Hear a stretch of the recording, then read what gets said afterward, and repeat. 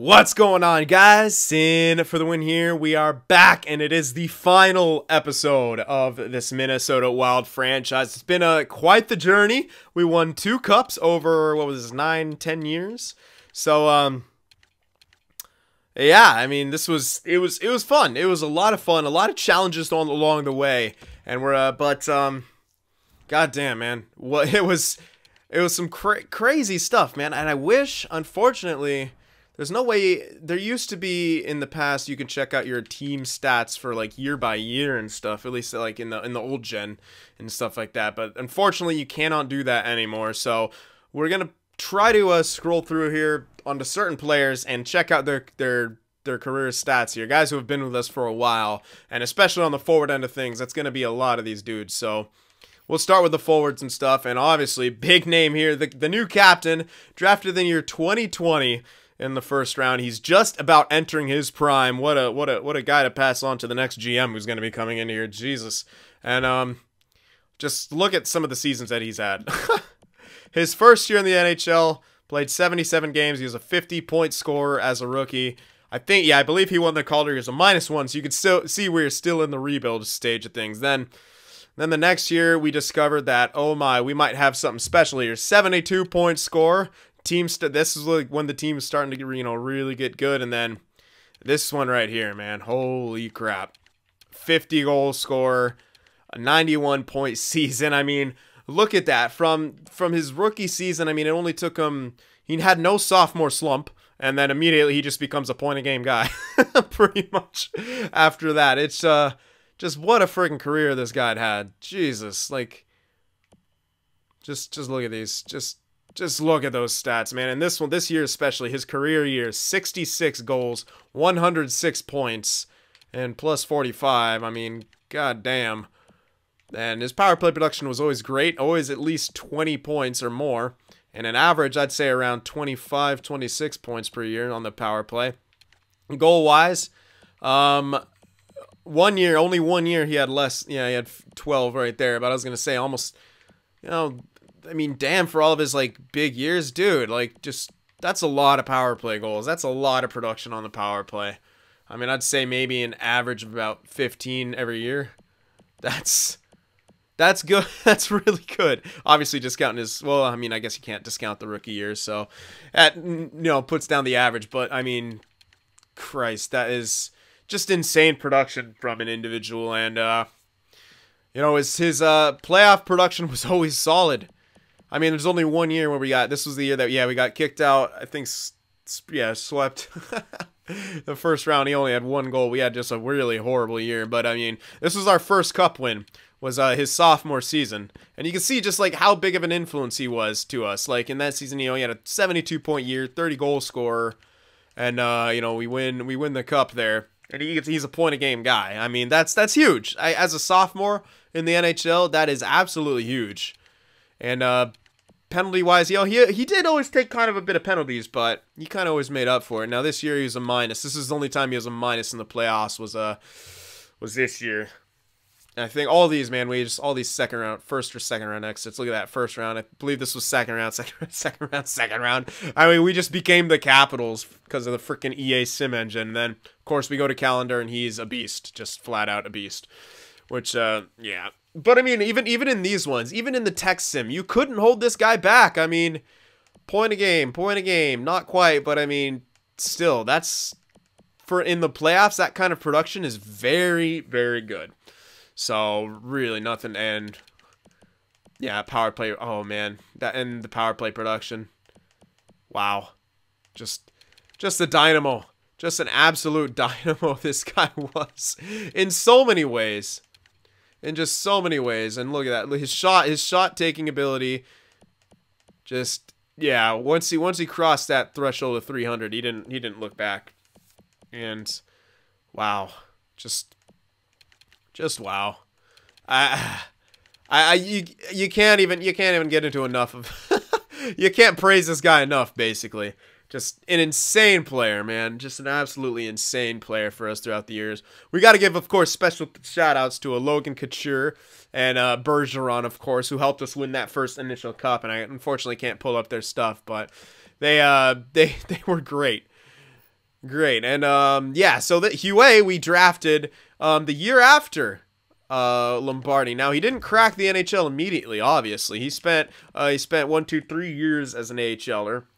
But when he hit the NHL, he was always a solid player for us. Look at that. He had a 33-point year in his first year. And I can't remember if I put him initially on the first line or if maybe he played fourth line for a bit. But as you can see, this guy was always made an impact. He was always a plus player. Now, granted, our team was good at that time, but when you have guys playing in the depth, it's very easy to have a good team but have a third and fourth line who are minuses in this game. I mean, but we created that complete package team that really fired on all cylinders. I mean, he was never a minus player in his career in the AHL or the NHL. He was amazing defensively, and this last year was a bit of his breakout year. I mean, before that, he had two almost 50-point seasons as a third liner, and with no real special teams time. This year, he had a bit of special teams time. That's because of injury. This year, as you can see, no special teams time. Still 20 goals scored, 44, points.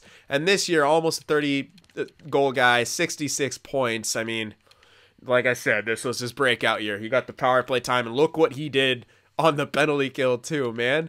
And he got this was just a huge almost like a coming of age type thing. Like you can see even down here, like you can see the adjustment year and then the dominant year essentially, and then same with here. He had a few adjustments and then boom, broke out. Like just a really, really solid third liner, and then now obviously going to be a second liner for the future here. And playoff wise, let's see, this is all, yeah, that's all AHL stuff. Okay, so these were the last 2 years that he was on the team. We won the Calder both these years. You can see once he moved up the lineup, started getting a lot more points, but wow, really impressive. And then yeah, so this first year, this first year that he was in the NHL, I think he had to be fourth line with those kind of numbers. Yeah, I'm going to say he's most likely fourth line, or just we couldn't score much, so maybe he was third line. As you can see, man, his production for where he played on this team was not bad. All this is from the third line. All of these numbers are from the third line. And it's huge. Like, this really is huge production from a third line guy. Yeah, he's got some power play time, but damn, like, this is some great production. This is the kind of depth scoring that you want from your guys. And Huey brought it to the table, man. Wow, his shots. Yeah, he didn't take a shot. Yeah, that was a weird year last year, but wow, man. And what I do like about that is his giveaway takeaway was always really solid too for a depth guy. Just overall, a great player to have. This is the kind of guy you love to just put on your third line center and you know that you're safe back there, basically. This guy can influence any line, man. And that's great. So another one. Now, O'Donnell we didn't have for that long. We didn't draft him either. But we could take a quick look at what he's done with us. And I'm pretty sure we got him in the first year, right? Yeah, I'm pretty sure we did. So he's starting to kind of catch up. He's looking kind of like a Padawan deal. You know what I mean? Remember in our Vegas one, kind of like the pure playmaker. Maybe not ever going to cross that threshold, but I think with this guy's stats, he's going to have a lot better chance of, and especially on this team, of getting like 70, 80-point seasons than the Padawan did, because the Padawan never got a 70-point season. This guy looks like he can't get a 70-point season. Granted, it's a lot of assists, but with a guy like Lombardi next to him, I mean, that's just a match made in heaven. That's part of the reason I went after this guy, because he just seemed like the pure playmaker. And I mean, the numbers don't lie when it comes to that. I mean, he doesn't shoot that much. He just is a pass first type of guy.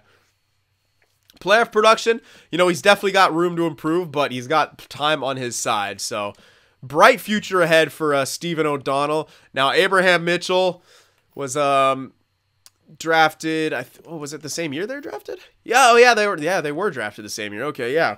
And Abraham Mitchell, he's a bit older, but this was a steal. Like, we got him 10th overall. Remember, it was just a weird draft, and he started out as a power forward. We changed him to a sniper, and we never looked back because this guy is great. He's just he's a perfect utility guy. Look at those career numbers. He's always been in the NHL and put up fantastic figures.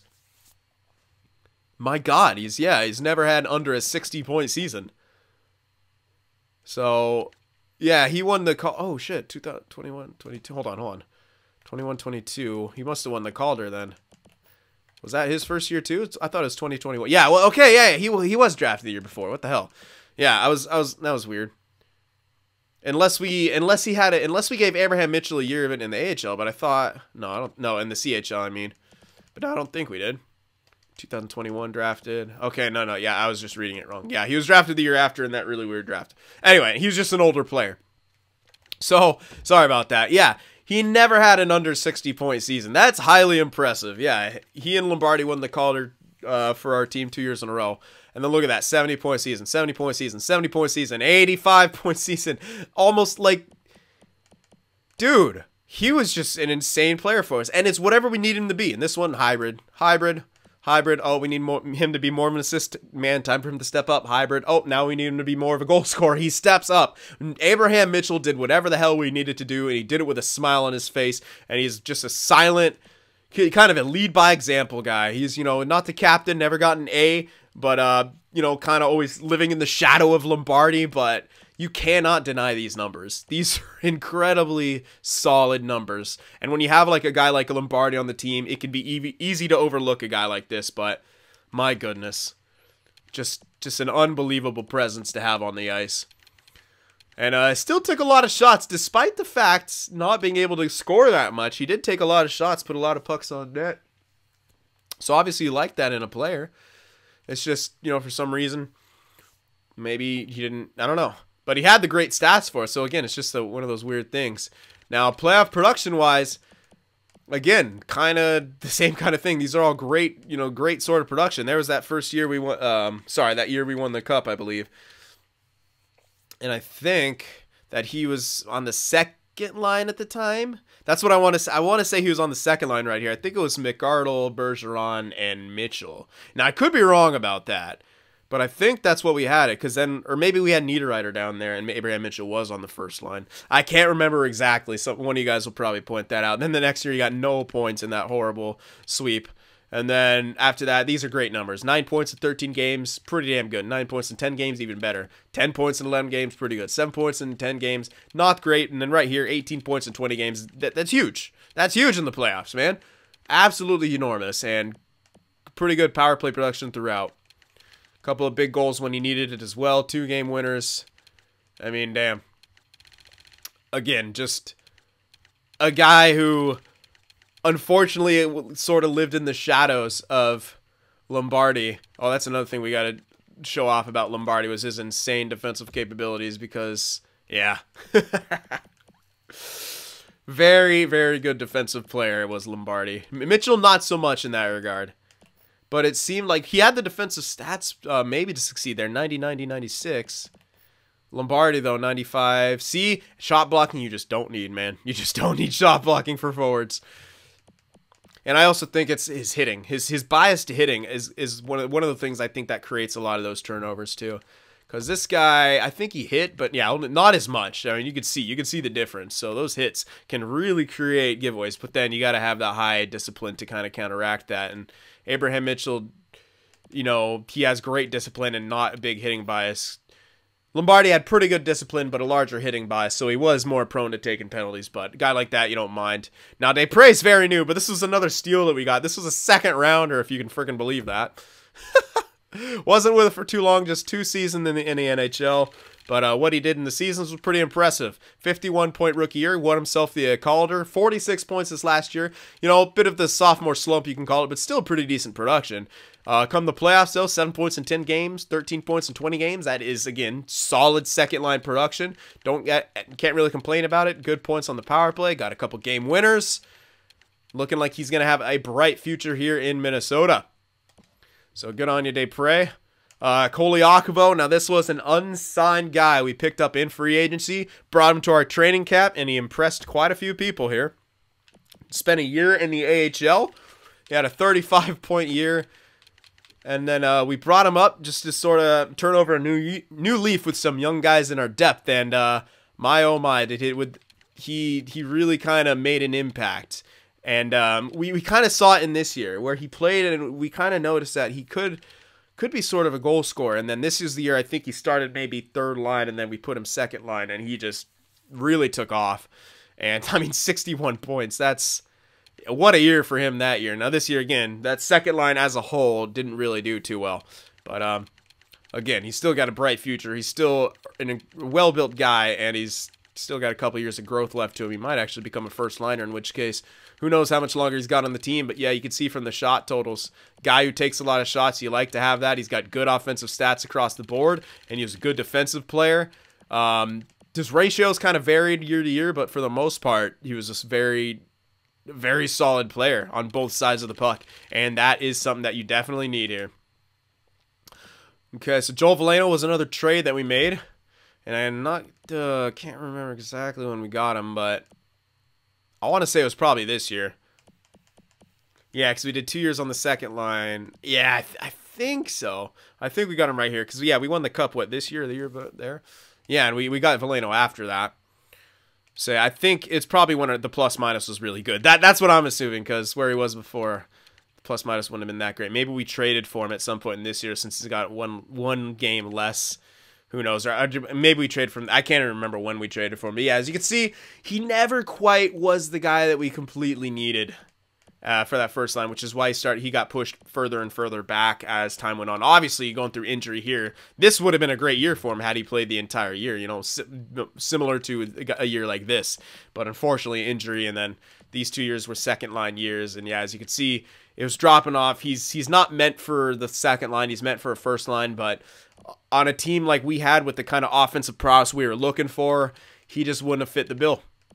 And as you can see, yeah, even his power play production dropped off. But again, these years he was on the first unit too. Even though he played second line, he was on the first unit here. So yeah, and honestly, he didn't shoot as much as he can. And he didn't quite get to the level I've seen him get in other years too. And that was part of the problem, that we kind of picked him up with the hope that he would grow a bit more, and he didn't quite. So unfortunate, but you know, throughout the playoffs, pretty damn good production from him. This year is a pretty off year for him, I'd say. Maybe this year too, but other than that, great production throughout. Just stellar production throughout. And you know what? Pretty damn good defensive player as well. I'd say maybe a bit better than Abraham Mitchell defensively. And you like to have that. You got to have guys who can play both ways, and Veleno was one of those. So unfortunately, he'll be leaving, most likely, but yeah, now Girardi. This was another product, the 6th round pick that ended up cracking the roster. Now, initially, we were going to try to have this guy become that new second liner, but Koliakovo beat him out for the job. But third line, very solid production. This guy never had played a day in the AHL. we picked him up and immediately threw him onto the 4th line, and yeah, I think he played between the 4th and the 3rd, and look at that. 30-point scorer each year, borderline getting 20 goals. I mean, he'll hit that eventually, I think. Man, probably if I gave him power play time this year, he would have done it. But, you know, Koliakovo had the... And, dude, 6-game winners. What the hell? How many goals did he have? 15 goals? 6 of those were game... Oh, my goodness. We might have a little clutch artist on our hand here in Girardi.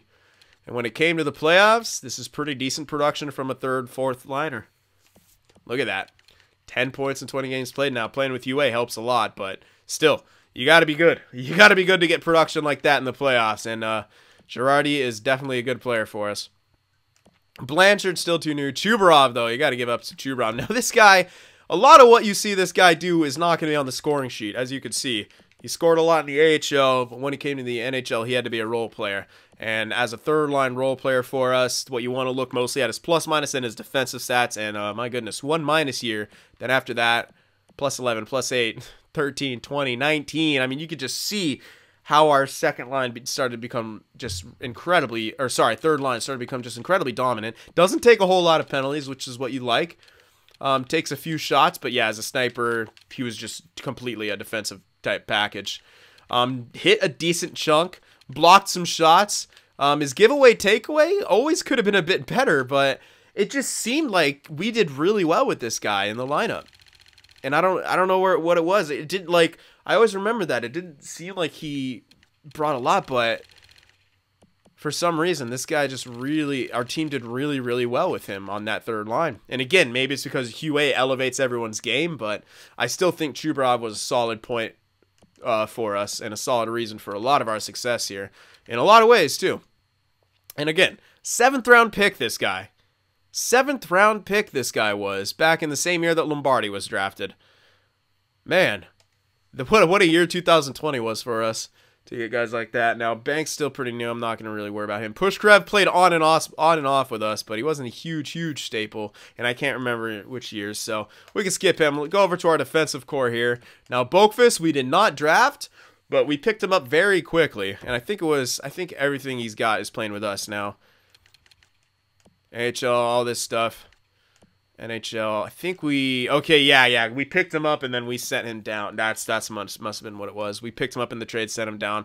But once he hit the NHL, he started to make statements. We could always tell he would produce. And with Werenski, even they started kind of trading off here. But then this year was a big injury year for him. You could see the potential. You could see that Boqvist was really starting to come into his own, and then answering with a 78-point Norris season, then a 65-point Norris season, and then a 60-point, one of the runner-ups, obviously, for the Norris. He was in the top 3, I'd say, at least the top 5. And, good God, doesn't take penalties. His highest penalty total for 1 year was 10 penalty minutes. That's his highest. Wow.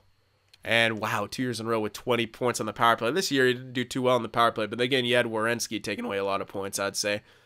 Imagine a year like this. He would have gotten close to those 3 years. Yeah, that was a rough year because he missed a lot of time with injury that year. I remember that. We had a bad injury year there. But after that, just an incredible guy. Yeah, he's an offensive defenseman, but I think he's got a big two-way game to him, especially if we start checking out some of those defensive stats. He brings a lot to the table. All those block shots, 2 years in a row where he's had over 100 block shots. Giveaway takeaways never going to be great for a defenseman, but damn. Just damn. What a player, Boqvist. What an acquisition this turned out to be. Just a huge acquisition. Good job, Boqvist. Right smack that in his prime. Now, Werenski was a guy we traded for. And I don't know if I'll be able to spot exactly when we traded for him, but I thought it was relatively early. I know he was with us for our cup win, I think, so I'm pretty sure he was, yeah. But yeah, as you can see, we picked him up to be kind of the point scorer, plus bring a lot of shutdown elements, and he always did that. Now this year he's coming off of a Norris victory, which is weird because it's only 55 points, but I think it has a lot to do with that plus minus being at plus 54, which is kind of insane. That's a little unheard of in a lot of ways. That plus 54, god damn. But yeah, I'm pretty sure on this team he was kind of always a plus. Now he might have been on our team through here, but I don't think. Yeah, I think this was the year we won the cup. Or this year. But, damn. Yeah. Let's check out some of his defensive type stats, because this will give us a big, yeah, oh my god, he lays the body a lot, blocks a lot of shots. Always has a relatively solid giveaway takeaway for a defenseman. Damn. Only 2 years in here where he didn't get 100 blocked shots. And hits, he was always over 150 besides this year. But again, he only played 59 games. Wow. Yep, Werenski, yeah, he took a lot of penalties for us.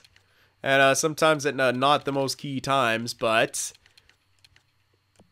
Oh, yeah, this was, and what, as you can see, the text sim really fucks with you.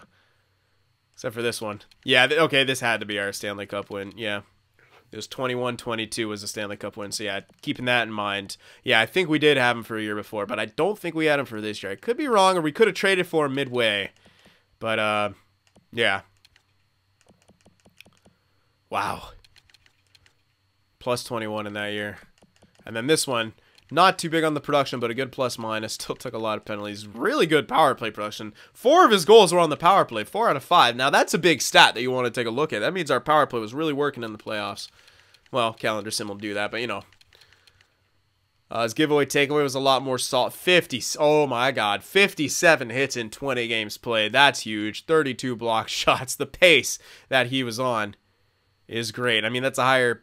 Both of those are higher pace than the last year. He was like an animal in this series, and what a year! What a year for Werenski. Still got a bunch of years of hockey left in him too. Now Provorov wasn't with us for too long. We'll take a quick look. I think just the last few years we could probably see the turnover. Maybe we picked him up in the middle of this year, I'd say, because we picked him up from a struggling Flyers team, as I recall. He was in the block, so I'm thinking it was probably this year we traded for him. 3 years. Maybe it was a year. I don't know. Maybe, actually, I feel like it was this year, because I remember his plus... I can't remember.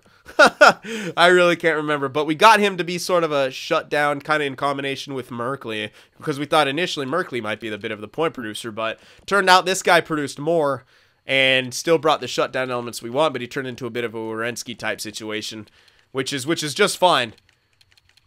But, yeah, some of the penalties, again, hits a lot, blocks a lot of shots, giveaway... Look at that. You won't see this. You really will not see this. You will not see a defenseman that often with takeaways higher than giveaways in this game. That is a big stat. That's a big stat for Provorov. That really is.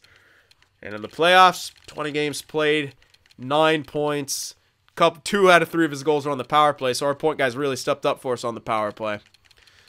Even had a game winner in there. And again, the pace of that, not quite as big as Werenski.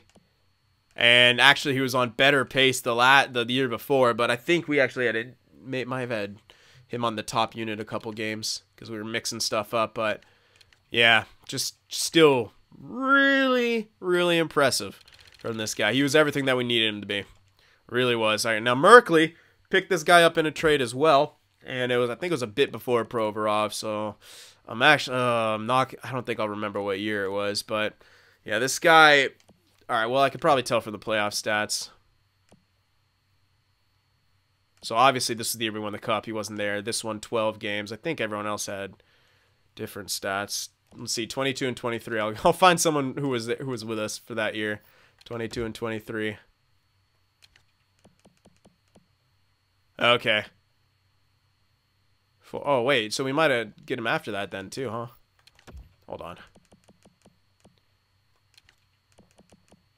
Okay, yeah, so we must have got him this year then, because unless he only was 4 games in 23-24, we played a lot more than that. Yeah, so we must have got him this year, and then we got Provorov next year. I can't remember, but that looks more right. So again, this guy was never really became the point producer. We just switched him to a two-way defender, and he became sort of a dependable shutdown, but who didn't take a lot of penalties, and that's kind of what we had. It's the same thing with Werenski. We had the guy who's going to hit more, maybe take some more penalties, sure, but then the other guy who's more solid, more the skill-based type defenseman. And you can see it definitely. Yeah, less hits, but really good on the block shots. Possessed the puck probably more. Seemed like more of a puck mover, so definitely more turnovers. Didn't have as many takeaways because not as many hits. That's just something that how it goes in this game. More hits equals more takeaways a lot of the time. But I still really liked what he brought to the table because he seemed to pair really well with Provorov, and you can see in the plus-minus, especially in the past couple of years, really, really big numbers that they put up. And of course, having Cool helps a lot too, but... All right, Seidenberg, very new. Mironov, though. We got to look at Mironov. He played depth for us for so damn long. So I think this is about where it starts, probably, his depth journey with us. Unless we played him for a full season. I'm pretty sure we just had him as depth the whole time, but 1, 2... I think, yeah, 6 years on this team. 6 years as a depth kind of guy. Like, that takes a lot of mental perseverance for a guy who, in my opinion, did have skill to be a top six defenseman. And he could have been a top 6 defenseman on our team. And as you can see, at times, we just said, fuck it, instead of putting him in just for injuries, let's actually play him. And you can see in seasons like that is when we did that a lot. And he was always kind of a rock. He was never wowed anyone, never really was incredible, but he was what we needed him to be. And I have to give a shout out to Mironov because to be on the same team for that long as a depth guy takes a lot of heart, man. Full heart from a guy like Mironov, man. Heart, pure heart, man. I love him. Pulak's still pretty new too, so I'm not gonna worry about that. But we will give a lot of ups to a Cool here. Now, he wasn't with us for that long, obviously, but wow, what he did. Oh my god. I might keep this save file just to fuck around with it myself, just to see how crazy this guy can get. Wow. But I mean, yeah, AHL, you can see even from the AHL, ooh, this guy's gonna be special. And then comes into the NHL, he's never had a goals against above 2.2 at any point in any league. That's scary. I'm telling, that is scary. Never had a goals against above 2.2 at any point, in any role, in any league. Oh yeah, this is the time he was, he played the full season because I had the goalie rotations. And look at that, even with a full season, those are the numbers he puts up. And this, oh, wow. 10 shutout, like this is, yeah, he's Vezina. He gets the damn Vezina. I mean, that's silly. That's just absolutely silly. 2 47 win seasons in a row. Gross. And in the playoffs, you had in the AHL, this is we had a year in between where he was backing up Jacuzzi, and then he had his first year as a starter. Didn't do bad at all. These aren't bad by any means, but this is dominant. Those numbers are disgusting. These are some Marc-Andre Fleury numbers right here, man. Wow. Just wow, man. Absolutely wow. 6 shutouts over the course of the playoffs in 20 games. That's silly. It really is. When you think about that, it's just silly. Even got an assist. Nice. But yeah, Stefan Cool, man. He's the franchise Tendy. He is the franchise Tendy. At 24 years old, he's a Vezina winner already, a Conn Smythe winner with a Stanley Cup. And he's posting numbers like that consistently. Oh my God, cool. What a cool guy. And Byzantine. We molded this guy into the backup. Look how long he spent in the AHL. And he was a great sport about it. Swapped roles. And this one didn't play a whole hell of a lot. And then this one he was a starter. This one he took a step back. So he's kind of always being shuffled around. Then we brought him up to the NHL. And this was after the trade that was made. So you can see he split time there. That's why he left. Because he was doing incredible as a starter. But we brought him up after we made the trade to hand the reins over to Cool, and look at those backup numbers. Look at those backup numbers. Even this, look at those backup numbers. This guy is incredible. This is why this is like exactly what I wanted out of him. I'm like, when we first saw him, we were like, okay, we could train this guy up into a very good backup. And well, the proof is right here. The proof, excuse me, is right here. Again, only 1 year where he's and this was the year where he was a starter and in the AHL. And that was when we were kind of like, maybe not, you know? Maybe he won't be a start, like maybe, well, not I wouldn't say doubts, but it more reaffirmed my belief that he was a backup goaltender. And damn, I think it speaks for itself, all the other stuff. Now, when he was a goaltender in the playoffs for the AHL when he needed to be 17, damn, look at those numbers, great numbers. Now he stepped in, poor guy in his playoff appearances. He doesn't have the greatest numbers, but when you're coming into usually a mop-up role, it's going to be tough to do that. But answered the call, did what was needed, and it's a great player. Really is going to be a very solid backup. This is an amazing duo. Both of them 24 years old, and look at what they do. Like, is this what you have to look forward as an average for a season? Not obviously, this is amazing, but just can you just imagine the possibilities? Imagine the possibilities. All right, so there you have it. So still always, of course, got to give the shout outs to the early guys. You know, the Niederreiters, the Coutures, the Bergerons, the Stalls, the Eriksson X especially. I wish I knew it. Yeah, Eriksson Ek was a great player for us, as well as oh man, I hate myself because I'm forgetting. Holy crap. What's his name? Oh, no. I'm so sorry. I'm forgetting his name. The center that we had on the fourth line all the time. He should have been a third liner. Oh, my gosh. I'm just forgetting. Oh, my. I'm so sorry. But yeah. Eriksson Ek and... Yep, I can't remember. The name is escaping me right now. Someone will have to let me know. You guys know who I'm talking about. He was just very solid, and I never wanted to trade him. And then eventually we just had to let him go because he got pushed out. He got pushed out. He had to spend a year in the AHL. And eventually we just let him go to find his own way. But he was part of our first initial Stanley Cup victory. And he was a big part of it. He was a great anchor in our depth. Him and Eriksson Ek were always two big anchors in our depth throughout those years when we were trying to figure it out. Going with a lot of the older role players and stuff like that. Trying to get the grittiness. And then when we started handing it over to the young guys, yep, obviously they started getting pushed out. But there we have it, man.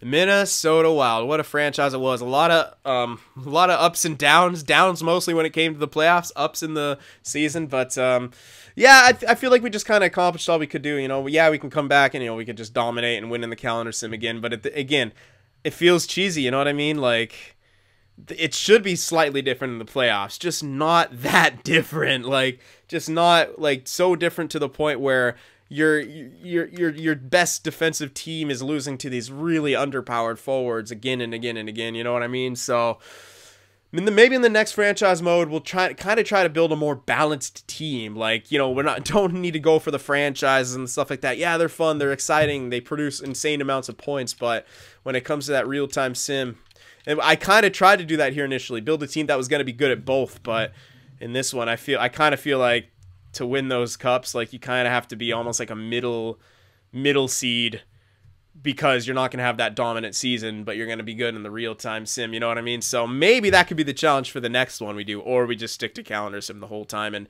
really see if we can make a dynasty like that. So that'll be it, and make sure you give me more suggestions for teams. Now, the New York Islanders are automatically going to be in the next vote because they were at a second place and a very, very close second place when we were doing the voting for this series. So bear that in mind, but let me know from the other. We're going to do the same kind of format: 2 Western Conference, 2 Eastern Conference teams to vote from, and the one with the higher votes will be the next series. So look for that in the next couple days, the video for the vote. But give me all your suggestions for teams, and don't just name your team, name why you think it would be good. Convince me. I want to know why you want to watch this team. All right, so thank you guys for the enormous support throughout this series. This is one of the most consistently viewed series that I've ever had. I didn't have, like, that first video that, cracks like 10,000 views, but it was only these last couple of years when we stopped averaging 1,000 views per video, and even then it's barely under 1,000 views per video, and that is incredible, man. That's some dedication right there, and I hope that I was, obviously, I hope I did a pretty good job keeping things, entertaining and stuff for all you guys. And again, bottom of my heart, appreciate all the support, appreciate you guys watching. What team are we going to take over next? Let's try to get more cups and lead them to better glory. But this will be the end. Curtains closing on our tenure here in Minnesota, but they still have quite the future ahead of them with guys like Lombardi, Abraham Mitchell, and Cool, and Boakfist back there to lead them. All right, guys, so I hope you enjoyed this. Remember to leave that like, and I will see you guys in a new series. If watching my videos just isn't enough Cyn for you, be sure to go over there on Twitter and shoot me a follow, and you could even join our Discord server as well to talk with some of the other Cynners out there. The links to both are in the description.